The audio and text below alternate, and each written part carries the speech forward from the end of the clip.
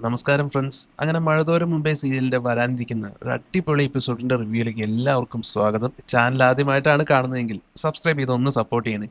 അങ്ങനെ നമുക്കറിയാം, കഥയിൽ ഇപ്പോൾ വലിയൊരു വഴിത്തിരിവാണ് ഉണ്ടായിരിക്കുന്നത്. ബാലചന്ദ്ര മേനോനൊടുവിൽ സ്റ്റാൻലി ജോസഫിനെ നേരിൽ കണ്ട് അലീനെക്കുറിച്ചുള്ള എല്ലാ സത്യങ്ങളും തുറന്നു പറഞ്ഞിരിക്കുകയാണ്. സ്വന്തം മകൾ ജീവിച്ചിരിപ്പുണ്ടെന്ന വാർത്ത സ്റ്റാൻലി ആകെ പിടിച്ചുലച്ചു. കഴിഞ്ഞ 23 വർഷമായി തന്റെ കുഞ്ഞ് ഒരു അനാഥാലയത്തിലാണ് വളർന്നതെന്ന യാഥാർത്ഥ്യം അദ്ദേഹത്തിന് താങ്ങാൻ കഴിയുന്നതിലും അപ്പുറമായിരുന്നു. പഴയകാല ഓർമ്മകളും ആഗ്രയിലെ ജീവിതവുമെല്ലാം സ്റ്റാൻലിയുടെ മനസ്സിലേക്ക് ഇരച്ചു കയറുകയാണ്. പക്ഷെ അലീനയെ കാണണമെന്ന ആഗ്രഹം സ്റ്റാൻലി പ്രകടിപ്പിച്ചപ്പോൾ ബാലചന്ദ്രൻ ഒരു നിബന്ധന മുന്നോട്ട് വയ്ക്കുന്നു. അത് വേറൊന്നുമല്ല, അവൾ ഇവിടെ വന്ന് നിൽക്കുമ്പോൾ നിങ്ങളാണ് അച്ഛനെന്നുള്ള സത്യം അവൾ എന്തായാലും അറിയണം. മാനസികമായി അത് കേട്ട് തകർന്ന സ്റ്റാൻലിക്ക് അന്ന് രാത്രി ഉറങ്ങാനോ ഭക്ഷണം കഴിക്കാനോ എന്തിന് മദ്യപിക്കാൻ പോലും സാധിക്കുന്നില്ല. മകളുടെ ശബ്ദം ഒന്ന് കേൾക്കാൻ അദ്ദേഹത്തിന്റെ മനസ്സ് കൊതിക്കുകയാണ്.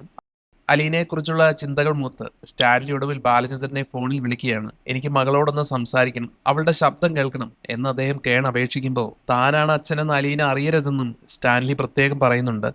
കുളത്തൂപ്പുഴയിൽ വെച്ച് കണ്ടുമുട്ടിയ ഒരുപാട് നായ്ക്കളെ വളർത്തുന്ന ഒരു അങ്കിൾ എന്ന് മാത്രമാണ് അലീനയോട് താൻ പറഞ്ഞിട്ടുള്ളതെന്ന് ബാലചന്ദ്രൻ സ്റ്റാൻലിയെ ഓർമ്മിപ്പിക്കുന്നു. കാരണം അലീനയ്ക്കും നായ്ക്കളെന്ന് വെച്ചാൽ ജീവനാണ്. അങ്ങനെ ഒടുവിൽ മകളുടെ ശബ്ദം കേൾക്കാൻ കൊതിയോടെ കാത്തിരുന്ന സ്റ്റാൻലിയുടെ കൈകളിലേക്ക് ഫോൺ കൊടുക്കാനായി ബാലചന്ദ്രൻ അലീനയെ അടുത്തേക്ക് വിളിക്കുകയാണ്. ഫോൺ വാങ്ങിയ അലീന അച്ഛൻ പറഞ്ഞ നായ്ക്കളെ സ്നേഹിക്കുന്ന ആ പുതിയ അങ്കിളിനോട് വളരെ സന്തോഷത്തോടെ സംസാരിക്കാൻ തുടങ്ങി. അപ്പുറത്ത് നിന്ന് അലീന ഹലോ അങ്കിൾ എന്ന് വിളിച്ചപ്പോ സ്റ്റാൻലിയുടെ തൊണ്ടയിടറി. വാക്കുകൾ പുറത്തേക്ക് വന്നില്ല. എന്താണ് സംസാരിക്കാത്തതെന്ന് അലീന വീണ്ടും ചോദിച്ചപ്പോ മോളുടെ ശബ്ദം കേട്ട് നിന്നുപോയതാണെന്ന് സ്റ്റാൻലി കഷ്ടപ്പെട്ട് പറഞ്ഞൊപ്പിച്ചു. തന്റെ വീട്ടിൽ 20ഓളം നായ്ക്കളുണ്ടെന്നൊക്കെ സ്റ്റാൻലി പറഞ്ഞപ്പോ അലീന ആകെ അത്ഭുതപ്പെട്ടു. മൃഗങ്ങളെ ഒരുപാട് ഇഷ്ടപ്പെടുന്ന അലീന അവരെയൊക്കെ കാണാൻ താൻ ഒരു ദിവസം അങ്കിളിന്റെ വീട്ടിലേക്ക് വരുമെന്ന് സ്നേഹത്തോടെ പറഞ്ഞപ്പോ സ്റ്റാൻലിയുടെ മനസ്സ് വിങ്ങിപ്പൊട്ടി. താനാണ് അച്ഛനെന്ന് മകളോട് തുറന്നു പറയാൻ കഴിയാത്ത അവസ്ഥയിൽ അദ്ദേഹം ഉരുകുകയായിരുന്നു. തുടർന്ന് അലീന ഫോൺ ബാലചന്ദ്രന് കൈമാറി. മകളുടെ സംഭാഷണം കഴിഞ്ഞതോടെ അവളെ സ്വന്തം അടുത്തേക്ക് കൂട്ടിക്കൊണ്ടുവരാൻ താൻ ഉടൻ വരുമെന്ന് പറഞ്ഞ് സ്റ്റാൻലി ഫോൺ കട്ട് ചെയ്തു. എന്നാൽ അലീന ഈ വീട് വിട്ട് പോകുമല്ലോ എന്നോർത്ത് ബാലചന്ദ്രന്റെ മനസ്സ് അസ്വസ്ഥമായി. തുടർന്ന് മകളെ നേരിൽ കാണാനുള്ള ആഗ്രഹം അടക്കാനാവാതെ പിറ്റേന്ന് രാവിലെ തന്നെ സ്റ്റാൻലി പാലായിലേക്ക് തിരിച്ചു. വലിയൊരു കോടീശ്വരന്റെ ഗാംഭീര്യത്തോടെ അദ്ദേഹം ബാലചന്ദ്രന്റെ ജ്വല്ലറിയിലേക്ക് കയറി വന്നു. വലിയൊരു കസ്റ്റമർ ആണെന്ന് കരുതി ഗോവർദ്ധൻ സ്റ്റാൻലി സ്വീകരിച്ചെങ്കിലും തനിക്ക് ബാലചന്ദ്രനെയാണ് കാണേണ്ടതെന്ന് സ്റ്റാൻലി വ്യക്തമാക്കി. ബാലചന്ദ്രന്റെ ക്യാബിനിലെത്തിയ സ്റ്റാൻലി മകളെ ഓർത്ത് ഉറങ്ങാൻ കഴിയാത്ത തന്റെ അവസ്ഥ വിവരിച്ചു. മകളെ ഒരു നോക്ക് കാണിച്ചു തരണമെന്ന് അദ്ദേഹം ബാലചന്ദ്രനോട് അപേക്ഷിച്ചു.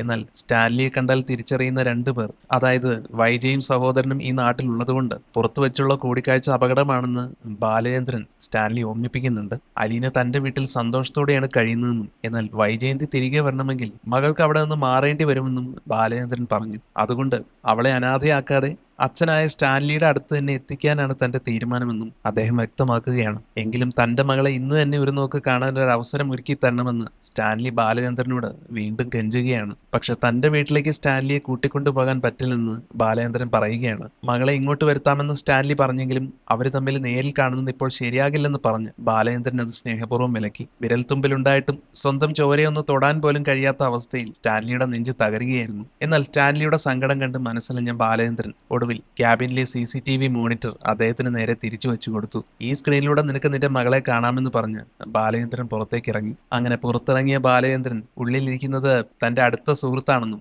ശല്യം ചെയ്യരുതെന്നും ഗോവർദ്ധന് കർശന നിർദ്ദേശം നൽകി. ഗോവർദ്ധൻ അത് സമ്മതിച്ചതോടെ ബാലചന്ദ്രൻ നേരെ കാറെടുത്ത് വീട്ടിലേക്ക് തിരിച്ചു. ഒരു വലിയ കൊടുങ്കാറ്റിന് മുൻപുള്ള ശാന്തത പോലെയായിരുന്നു അപ്പോൾ ബാലചന്ദ്രന്റെ യാത്ര. പെട്ടെന്ന് തിരികെ എത്തിയ അച്ഛനെ കണ്ട് അലീന അത്ഭുതത്തോടെ കാര്യം തിരക്കി. വലിയ പ്രശ്നമൊന്നുമില്ലെന്നും ടൗൺ വരെ ഒന്ന് പോകാനായി പെട്ടെന്ന് ഒരുങ്ങി വരാനും ബാലചന്ദ്രൻ അവളോട് ആവശ്യപ്പെടുകയാണ്. എന്നാൽ ബാലചന്ദ്രന്റെ വാക്കുകളിലെ ആ പതിവിന് വിപരീതമായ ധൃതി അലീനയിൽ ചെറിയൊരു സംശയം ജനിപ്പിച്ചു. പെട്ടെന്ന് പോകാൻ പറയുന്നതിന് കാരണം അലീന വീണ്ടും ചോദിച്ചപ്പോൾ അത് പിന്നെ ജ്വല്ലറിയിൽ കുറച്ച് സ്വർണ്ണാഭരണങ്ങൾ മാറ്റി വെച്ചിട്ടുണ്ടെന്നും അതിൽ നിന്ന് ഇഷ്ടമുള്ളത് തിരഞ്ഞെടുക്കാനാണെന്നും ബാലചന്ദ്രൻ കള്ളം പറഞ്ഞു. സ്വർണമൊന്നും തനിക്ക് വേണ്ടെന്ന് അലീന ശാഠ്യം പിടിച്ചെങ്കിലും അദ്ദേഹം നിർബന്ധിച്ച് അവളെ കാറിൽ കയറ്റി. അതേസമയം ജ്വല്ലറിയുടെ ക്യാബിനിൽ സ്റ്റാൻലി അക്ഷമനായി CCTV ക്യാമറകളിൽ മാറി മാറി നോക്കുകയായിരുന്നു. ഓരോ സെക്കൻഡും യുഗങ്ങൾ പോലെയാണ് അദ്ദേഹത്തിന് തോന്നിയത്. കാത്തിരിപ്പിന്റെ ആ കനൽ വഴിയിൽ സ്റ്റാൻലിയുടെ ഹൃദയമിടിപ്പ് സാധാരണയേക്കാൾ വേഗതയിലായിരുന്നു.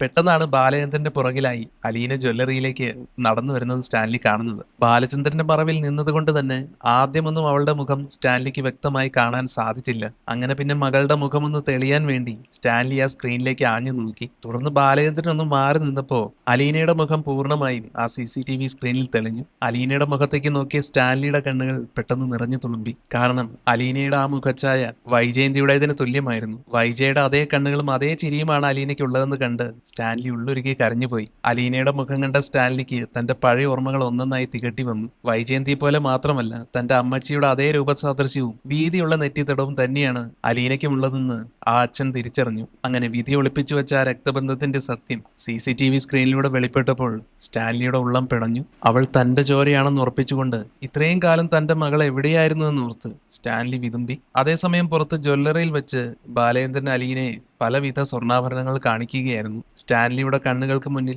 മകളെ ഒരു രാജകുമാരിയെ പോലെ നിർത്തി കാണിക്കാനായിരുന്നു ബാലചന്ദ്രൻ ശ്രമിച്ചത്. എന്നാൽ തനിക്ക് സ്വർണത്തോടൊന്നും ഒരു താല്പര്യവുമില്ലെന്നും അതിനു പകരം വല്ല പണവും തന്നാൽ പാവങ്ങൾക്ക് കൊടുക്കാമായിരുന്നു എന്നും അലീന കുസൃതിയോടെ പറഞ്ഞു. സ്വർണത്തിനോട് ഭ്രമമില്ലാത്ത മകളുടെ സ്വഭാവം ബാലചന്ദ്രന് നേരത്തെ അറിയാമായിരുന്നെങ്കിലും സ്റ്റാൻലിയെ കാണിക്കാൻ വേണ്ടി അദ്ദേഹം അവളുടെ കഴുത്തിൽ മാലകൾ അണിയിച്ചു നോക്കി. തുടർന്ന് കാണിക്കേണ്ടതെല്ലാം കാണിച്ചതിന് ശേഷം അലീനയോട് വീട്ടിലേക്ക് പോയിക്കൊള്ളാൻ ബാലചന്ദ്രൻ പറയുന്നു. ഗോവർദ്ധനെ വിളിച്ച് അലീനയെ വീട്ടിലാക്കാൻ അദ്ദേഹം ഏൽപ്പിച്ചു. തങ്ങളെ ആരോ നിരീക്ഷിക്കുന്നുണ്ടെന്നുള്ള യാഥാർത്ഥ്യം അറിയാതെ അലീനയാകട്ടെ ജ്വല്ലറിൽ നിന്നും പോവുകയാണ്. പെട്ടെന്ന് കൂടെ വരാത്ത അച്ഛനോട് അവൾ പരാതി പറഞ്ഞെങ്കിലും തനിക്ക് ചില ജോലികൾ ഉണ്ടെന്ന് പറഞ്ഞ് ബാലചന്ദ്രൻ അവളെ നിർബന്ധിച്ചയച്ചു. അലീന പോയതോടെ ബാലചന്ദ്രൻ തിരികെ സ്റ്റാൻലി ഇരിക്കുന്ന ക്യാബിനിലേക്ക് നടന്നു. ആ സമയം സ്റ്റാൻലി ആകട്ടെ റൂമിലിരുന്ന് കഴിഞ്ഞ കാലത്തെക്കുറിച്ച് ഓർത്ത് സ്വയം ശപിക്കുകയായിരുന്നു. താൻ സർവ്വസുഖങ്ങളോടെയും ജീവിച്ചപ്പോൾ തന്റെ മകൾ 23 വർഷം അനാഥാലയത്തിൽ കഴിഞ്ഞല്ലോ എന്ന ചിന്ത അദ്ദേഹത്തിന്റെ നെഞ്ചിൽ ഇടുത്തിയായി പതിച്ചു.